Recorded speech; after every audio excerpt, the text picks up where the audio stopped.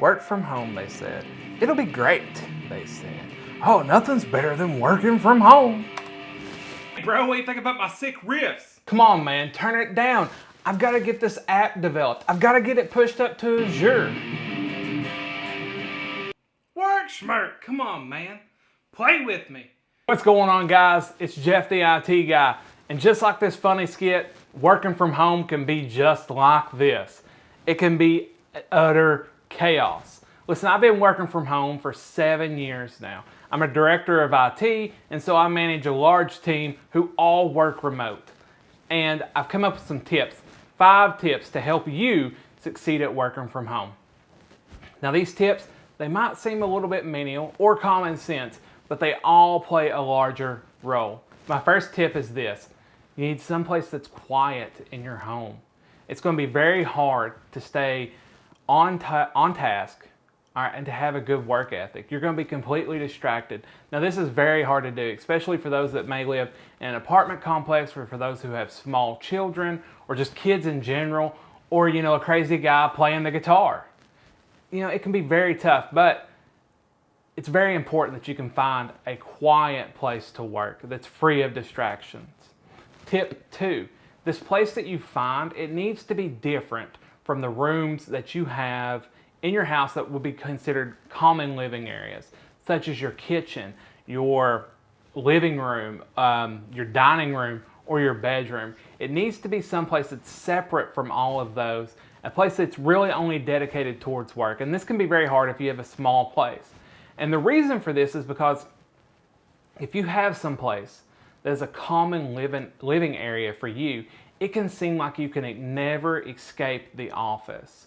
It seems like you're always there where you're doing work. And it can really mess with your mentality, and it can lead towards depression because you feel like you never get a break from your job. And so it's very important that this space is separate from where you do your common living, right? It's very important to keep a work-life balance. Tip number 3 is to keep a schedule.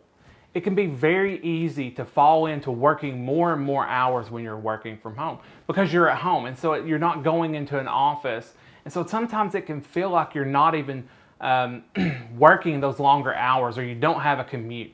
And you can actually rationalize saying, well, I don't have an hour commute to work, so I can go ahead and work an extra 2 hours today, or I can go ahead and work an extra hour and a half. But you really need to take and keep a schedule.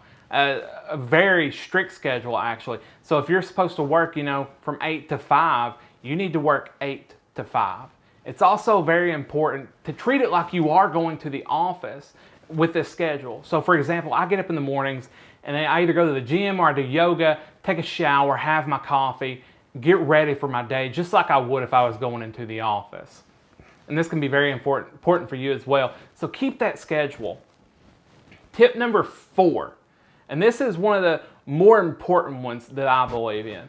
And that is to take your breaks and your lunches separate from where you do your work. It's very easy, once again, to fall into eating your lunch at your desk or taking your breaks at your desk. It can, and then again, it feels like you've never left the office. It just feels like you've been sitting there all day and you don't really get any reprieve from the work that you're doing. And so it's very important to take your breaks and your lunches separate from where you're actually doing your work, so that you can actually get that relief, that stress relief, that mental relief from being at your job all day. Just like if you were in the office, you would probably take your break away, or you go out with friends and eat lunch. For lunch, you might take your lunch in the park or go for a walk or something like that. You need to keep that into your work from home schedule as well. And so take your breaks and your lunch away from your desk.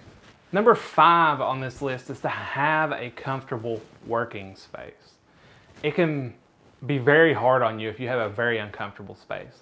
I know of a guy who works in his bedroom on a very small little table like this that barely comes up to his knees, and so he's hunched over, right? And so it can be very difficult to get work done and get it done efficiently if you're in a space that's not conducive to your work. And so you need to have a comfortable working space. And this means that your room or wherever it is needs to be large enough.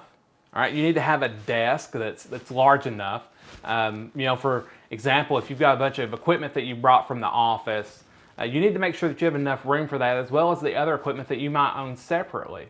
And so you need to have this space that's comfortable.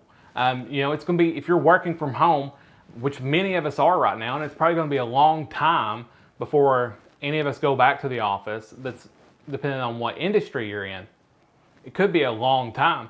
Then you're going to want to invest in a very good desk and a comfortable chair.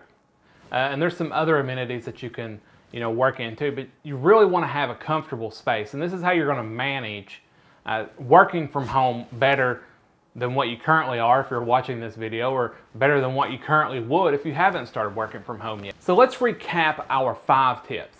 Number 1 is going to be having a quiet space, a space that's free from distractions. Number 2 is to have a space that is separate from your common living areas, like your bedroom, your dining room, your living room, etc. Number 3 is going to be to keep a schedule like you would if you were going into the office. And number 4 is going to be taking your breaks and your lunches away from your desk, getting that reprieve from your work. And number 5 is going to be having a comfortable space to work in. No one likes to work in a very uncomfortable space, and it's something that you should invest in if you haven't already. And so that's my 5 tips to being able to effectively and efficiently work from home and not feel like you're drowning in work all the time. Working from home, it can be both a blessing and a curse. Some people excel at it, and some people, they just go into this depressive state and they hate it. And so these are going to be tips that can really help anyone be able to work from home effectively. In an upcoming video, we're going to be looking at what kind of work from home setup is most conducive to having a good work from home setup, as simple as it sounds. These are things that you can invest in that's going to make it easier for you to work from home, to be effective and efficient, and while not falling into the depression or the drudgery that is working from home sometimes. And so if you like this video, go ahead and leave a like. Give me a comment. Leave a comment. That's what I ask of you. Leave a comment. Do you agree with these 5 tips? If not, what would you offer? What are your tips that you would offer from working from home? If you haven't subscribed already, go ahead and subscribe. Here on the channel, we talk about IT career advice. We do tutorials to learn new skills, and we look at equipment that can be used to both economically and efficiently get work done so that you're not spending thousands upon thousands of dollars when you could have done something with $800.